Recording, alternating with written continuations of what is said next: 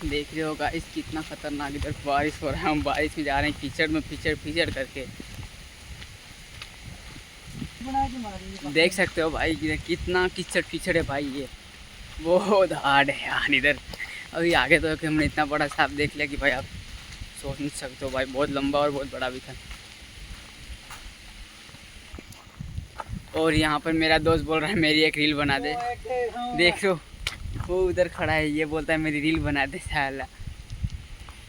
Guys मेरे channel को subscribe कर लेना यार, जल्दी से 1000 सब्सक्राइबर करवा दो फास्ट, जल्दी से यार। अगर 1000 सब्सक्राइबर हो जाएंगे तो मैं बहुत मस्त मस्त वीडियो बनाऊंगा और बहुत अच्छा कंटेंट लाऊंगा। अगर आप चाहो तो मैं शॉर्ट वीडियो बहुत मस्त बनाता हूँ, लेकिन यार लाइक और फॉलो को करता नहीं है इसलिए नहीं बनाता हूँ, इसलिए थोड़े ऐसे वैसे वीडियो डाल देता हूँ अभी।